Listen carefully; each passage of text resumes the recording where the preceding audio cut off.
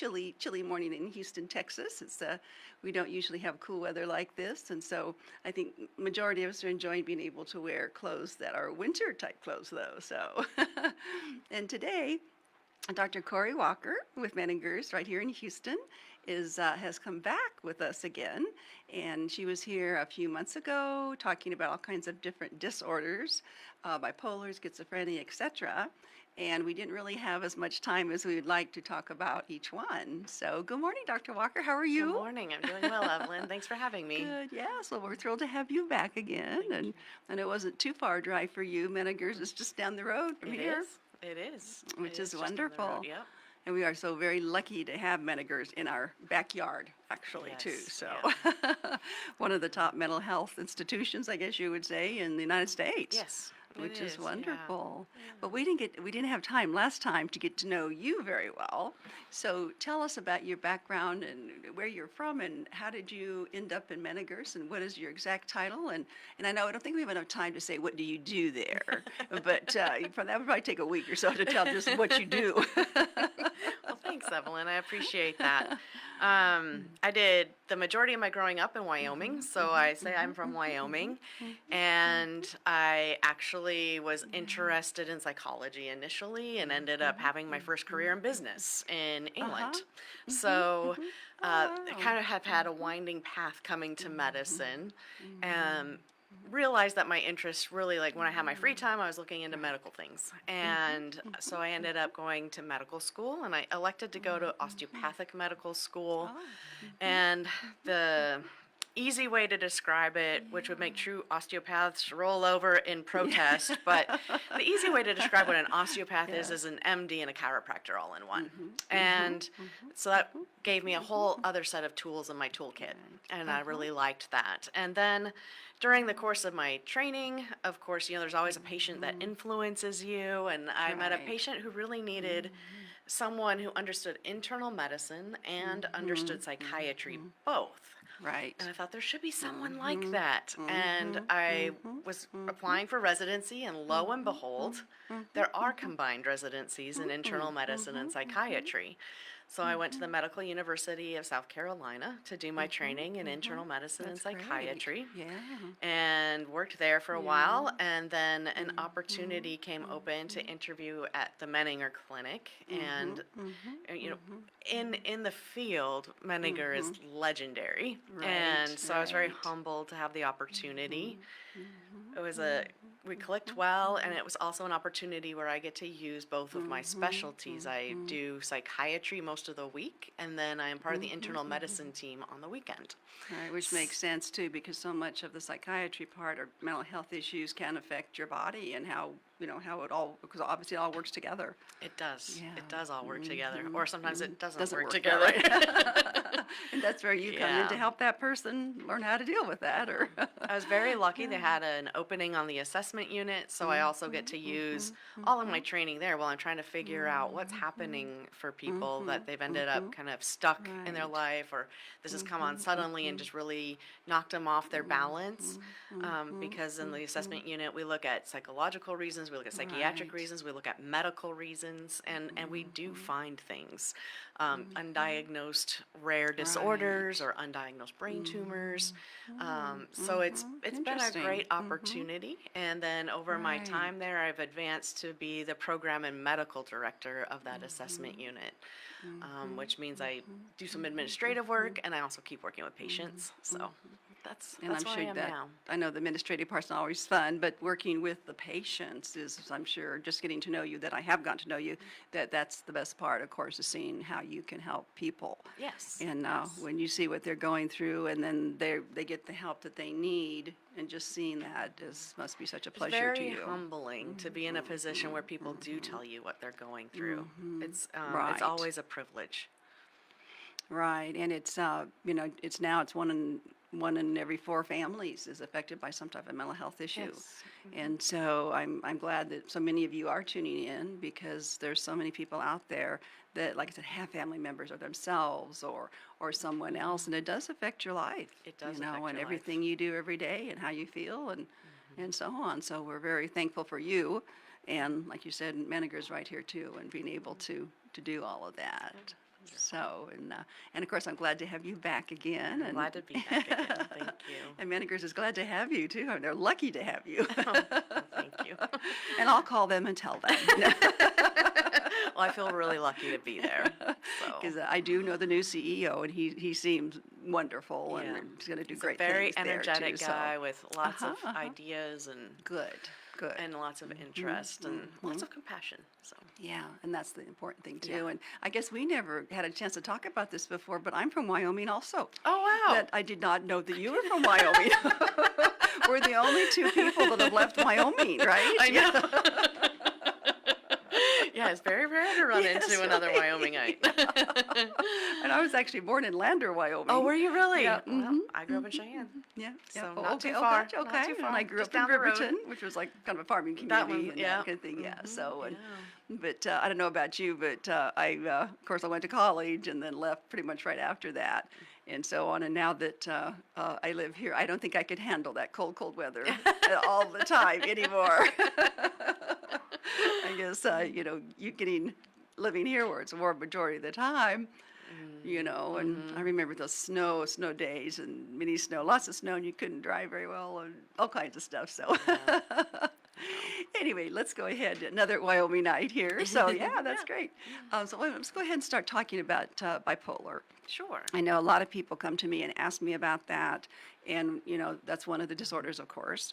And I think it is a difficult one, possibly, but you're the expert. So is it difficult to diagnose? And tell us. Let's start off. What is bipolar? Sure. So, bipolar disorder is where people will suffer periods of depression, and they will have had at least one manic episode in their lifetime. And I think people know what depression is, but let me kind of encapsulate what clinical depression is. So, clinical depression will be, it will kind of happen, there's not necessarily a reason for it. Now, a lot of times it can come in a period of stress, but that's more a matter of we've gotten worn down and we don't have the neurotransmitters we need. And so, depression ends up being a disorder of your environment and possibly relationships, and as well as brain chemistry. And what can happen with that is that you can have low energy. Right. You don't enjoy things that you used to enjoy. You might talk really slowly or have a long time before you can answer things. The world might seem very gray. You might have very dark thoughts. You might your focus will be on negative things, things that have gone wrong, things that you've missed, things that people said to you that were negative, or insecurities you have might become part of your ruminations. And people actually can get so depressed that they don't leave the bed, that they are hearing things that aren't there. So it can get very, very severe. Right. This is more than having a downtime or feeling run down or being sad. It is a clinical condition, and one of the things people forget is with mental illness, it too can be fatal. And if you don't get treatment, one of the natural outcomes without treatment for a mood disorder can be death.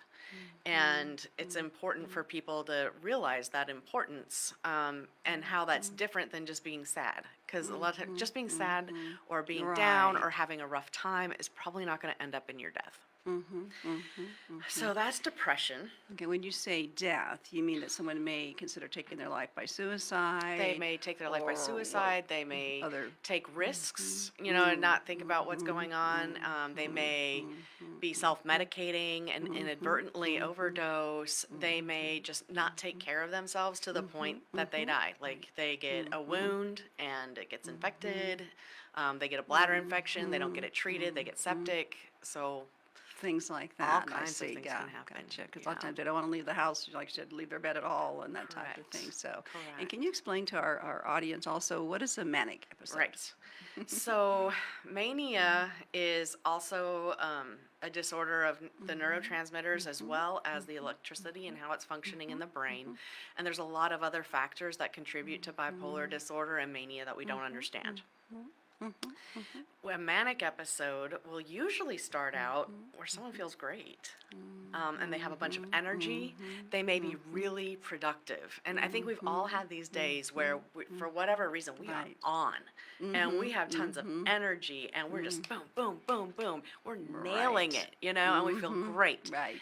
Everything's And- going just right. Right. And You're that can feeling good about it, too. Exactly. And then that can continue and it can accelerate to where people start having tons of ideas and they're coming really fast. And they might start one and then, oh, well, I don't want to forget this one. So they start this one and, oh, they want to start this one. They might start realizing that they have figured out the answer to nuclear fission and start writing a missive about this and just write and write and write. People will often talk about you're talking fast, I can't follow you. Again, might start many projects, might do things that are reckless, might drive too fast, might jump out a window because they think they're invincible, and it's not like a hallucinatory thing, but it's just kind of like, I'll be fine, Yeah, and right. just, Right. they Can might- it be, well, not simple, I would say the simple things like shopping, spending money. Right. So Things they like might that. Be out and use drugs when they wouldn't have sex with people they wouldn't normally have sex with, or spend a lot of money that they don't have on things they don't need, or Right, like decide right. like I like this pup tent, and so I'm going to get it in every color it comes in. Right. Right. Right. In irrita- case I go camping Right. sometime. Irritability can be a hallmark of bipolar disorder, and then one of the main things with mania is that you can go for days at a time without sleep, and you don't feel tired, you don't need sleep, you're more energetic. Now, if a lot of times once you start getting to the point where you're manic, so what I described before, where you're really functional and all that, that's hypomania. But when you get to the point of mania, you really lose Right. sight of what you're doing and how you're coming across and what's happening to you. And people can develop what we call psychosis, and that's where they lose touch with reality. So they might experience things that the other people around them aren't experiencing. So they might hear the voice of God, but no one else is hearing the voice of God. And for them, that is what their brain is telling them is happening. So for them, that's reality. But for everybody else around, they're kind of like, that's not Right. happening. And obviously, that type of situation can put people in danger because you might take actions based on what you're believing that put you in danger.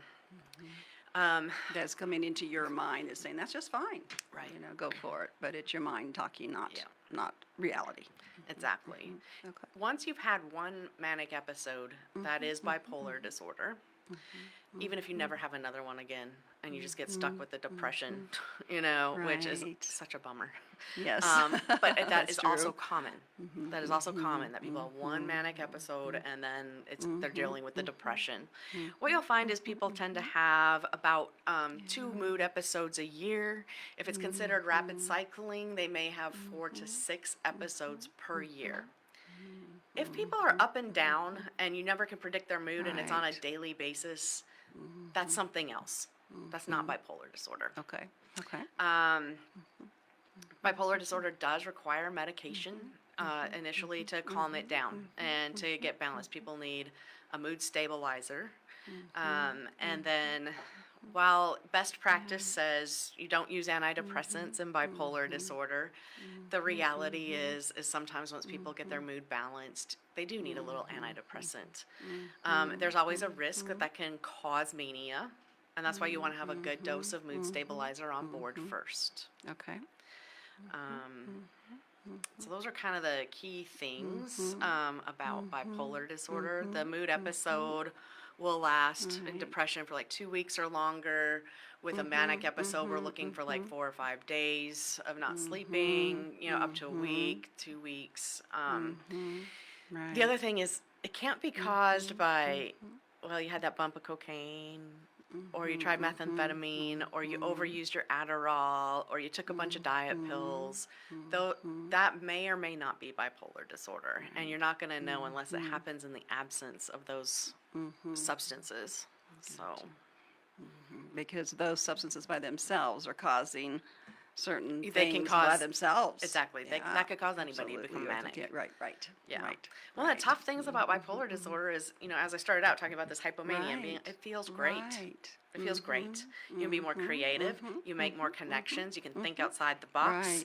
Right, right. And so when I, as a psychiatrist, come and say, "Let me give you a medicine to stop this," you can imagine people are like, you can keep that to yourself. Yeah, And of course, yeah. they lose perspective. They don't know that the voice of God isn't talking to them, or that they're actually frightening people, that nobody can make sense of them anymore, that they can't follow them, that, they knocked down a wall in their Right. house because they decided they could remodel it themselves. And, the family's like, Right, what's right. happening Surprise, here? surprise. Yeah, What's and what's they just happening? really lose, they don't have perspective then. So they're stuck in that, this felt really great. Right. And that's partially why people go off their medicines when they have Yeah. bipolar. I think that's one of the biggest things that I hear is that, whether it's someone's son or daughter or their, like I said, a loved one, wife, husband, whatever, it's like they won't stay on their medication. Yep. And like you said, that's probably why, because that part Yeah. feels good Yep. until you have the other part, Exactly. the very low part. Yeah, exactly. Yeah, exactly. And some people will do that. They'll have a manic episode and crash in depression. Some people will just, they'll become a normal mood again and go that way for a while and then have a depressive episode. It just depends on the person. Right. And during that time, like you said, you need to help with medication to help balance all of that. Yes. I know I'm very adamant about if you need medication, take it. Right. I've had so many people that I've talked to that have thought about, taking their life by suicide or whatever. And I've always said that if you need to take it, take it. Right. And there's some, people out there that, well, I don't want to take anything.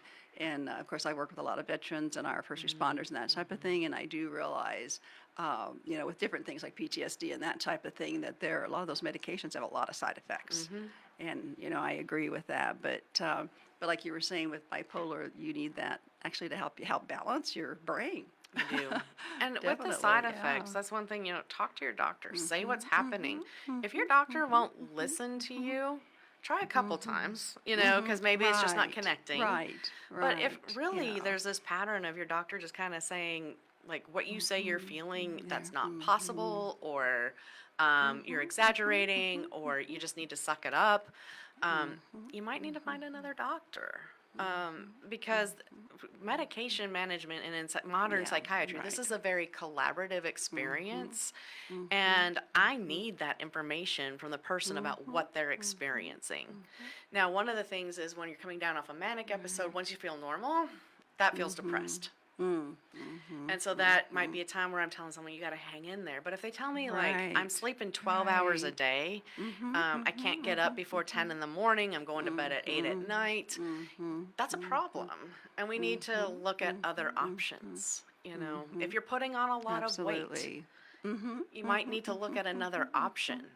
If you lose sexual function, that's also a huge problem. And there are medications that we can try different Right. things to try to get something that has fewer side effects. And, if we're really fortunate, no side effects. You just get the benefit.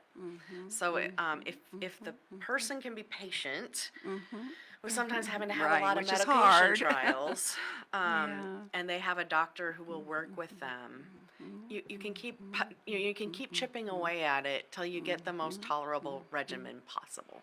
Right, and I think that's one of the frustrating parts about the medication with mental health issues is, for example, if you have a sinus infection or something like that, you get an antibiotic, and within 10 days or so you feel better, and so on. But it is it's usually about 6 weeks before you know which medication is helping or is not, and like you said, side effects, and some of them you have to just get used to a little bit, that type of thing. And so that is frustrating. Yeah. But in the long run, it's worth it when you do find that one. And as And your you example know, of a sinus yeah, infection is yeah, perfect. Yeah. Because people who get yeah. chronic sinus infections or get them repeatedly, they start getting that antibiotic and it doesn't work. Right. And so then they have to try another antibiotic. And then that one maybe partially works, but this time they've been on 2 Right. antibiotics, so now their stomach is upset and they're having symptoms with, their bioflora, being messed Right. up. Right. And then it's like it's not quite right, so then they have to try another antibiotic, and then they finally do feel Exactly. better, but it's been 6, 8 weeks, you know. So By that's a then. perfect example. And I always say your flora and fauna in your stomach. Yes. Yeah. You might as well, in mental health, you have to laugh sometimes too. You really do. So Absolutely, it's just like absolutely. kind of like in nature. Are these plants working well with this one? That's what your stomach's like. Yeah. It's sometimes you add other things to it, and it does not like that. Right, right, exactly. And that can a lot of medicines Yeah. that I know with different medications I've taken in the past is that it says take before dinner or or Right. afterward or whatever. And I know with my stomach, anything like an antibiotic, I had to take with food. So you learn those Yes, things, yes, and it exactly. still got rid of the Right. sinus infection Still or worked, whatever. yeah. So it still worked. Yeah. Yeah. So I think it's all about kind of helping yourself with that too. Yes. So definitely. So if I were to come to Meningers, for example, and say, here's what's going on, there would be an assessment, or tell me the process that you go Sure. through.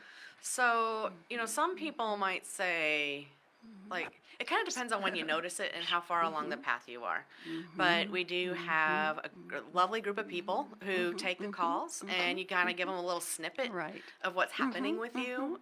Maybe things are like, I haven't been to work in 2 weeks, versus like, my energy is really poor, or my energy is really high and I can't focus. And so that'll help them know, should we try to skirt you to the inpatient side? Should we look at the outpatient side? Whatever. Right.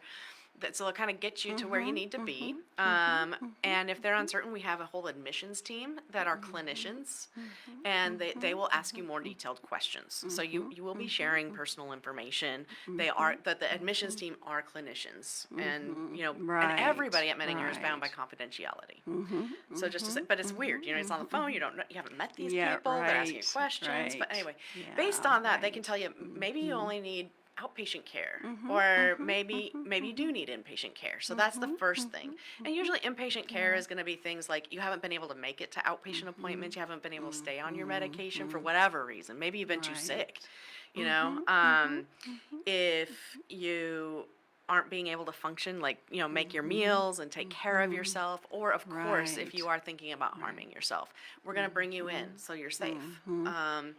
If you're kind of still making it, we might look at doing other things that you don't come into the hospital. What we try to do, ideally in all of mental health, but definitely at Menninger, Right. is that we look for the least restrictive, effective method.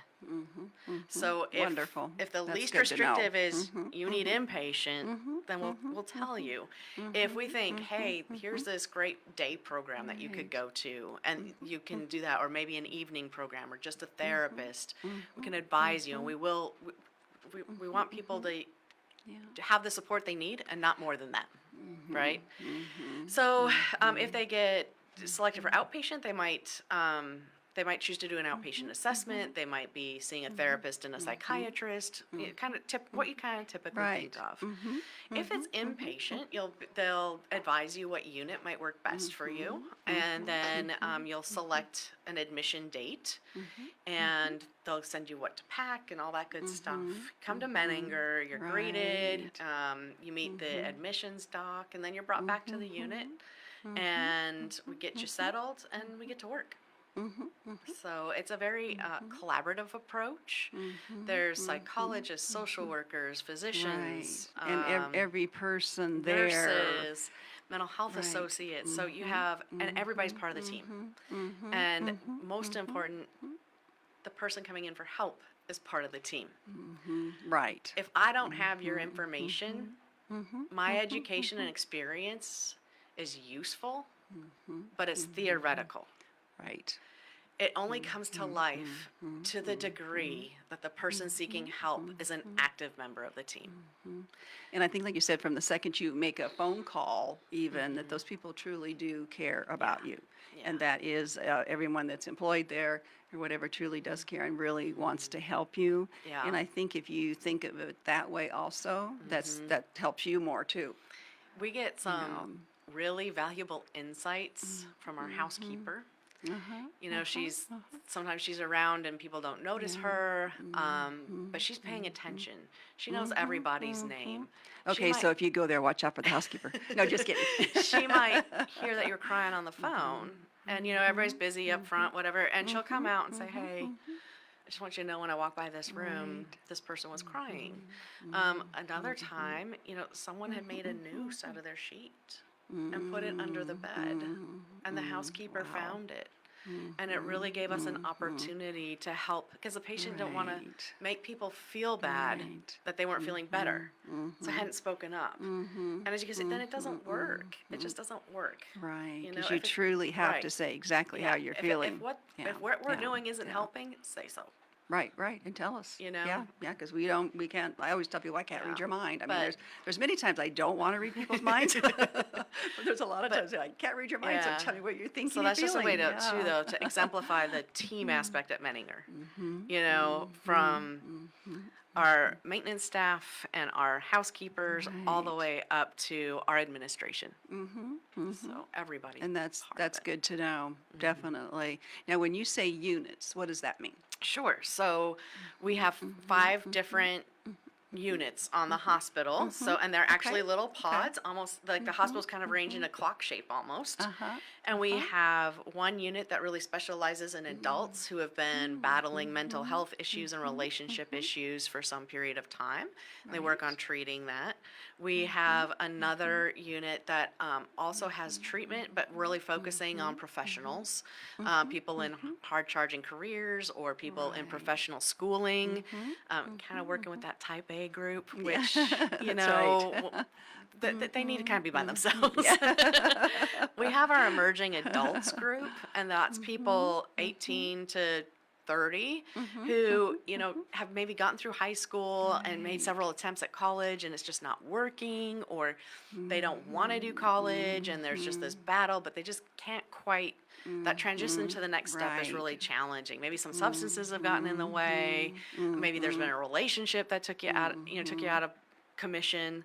So Right. that's what that unit Mhm, does. And we have an mhm, adolescent unit mhm, who mhm, also does assessments as well mhm, as some of the treatment for, again, substance use disorder, mhm, relationships mhm, issues, and mhm, of course, trying to help the family system. And then the unit I'm mhm, on is an assessment mhm, and stabilization unit. So on mhm, one hand, we do mhm, mhm, assessments for mhm. people, again, who have, like, I've been told 6 different diagnoses, Right. I've been on 20 different Mhm, medications, I just want to know what's mhm, happening and get, like, let's once and for all get a mhm. treatment plan that Right. I understand And get it that figured I want to out. participate Yes, in yes, and yes. get that to Mhm, work. mhm, And then we mhm, also have a mhm, mhm, stabilization where maybe someone comes in manic and needs some mhm, support mhm, to kind mhm, of rein them mhm. in and help get Right. medications on board. Maybe someone's suicidal and they need Mhm, some time to just mhm, kind of feel mhm, safe. mhm, Maybe someone has a real hard time changing meds. And so they just want to be in a supported mhm, mhm. environment to kind of make a med Right. change. And that's our Mhm, stabilization side. mhm, mhm, And really mhm, with that, mhm, there's not like the other mhm, mhm, units, you're looking at 6 to 8 weeks. My unit for an mhm. assessment is Yeah. about 3 weeks. Mhm, But mhm, stabilization is mhm. clearly just based on Right. clinical goals. We're looking for Okay. someone to Okay. feel Yeah. better, be Right. stable, Right. um, Mhm. have a safe place to Mhm. go, and a good Mhm. discharge plan. Mhm. And once that's achieved, Mhm. they Mhm. leave. So if Mhm. that's in Mhm. three Mhm. days, Right. they leave in It three depends on days. how it If that goes. takes Right. two Yeah. weeks, we take Mhm. 2 weeks. Mhm. You know, if that takes Mhm. 2 months, we take Mhm. 2 months. Whatever Mhm. Mhm. whatever it Mhm. takes to kind of achieve those clinical Mhm. goals. And like you said too, with the medication, with the stabilization, then if you're there, it can be monitored and Mhm. you can say all day long how you feel Exactly. and report in on this is Exactly. happening or this is happening or Mhm. whatever. And Yeah. so that's a good thing also. Are Mhm. there any other thoughts here? We have just a couple minutes left here. Oh, that went fast. We have 1 minute left. I'm looking at my clock, so I always end up talking too much. And so I guess the last thing I'd like to say is that for all of you that are viewing and tuning in, that there are any other topics that you particularly want to hear about.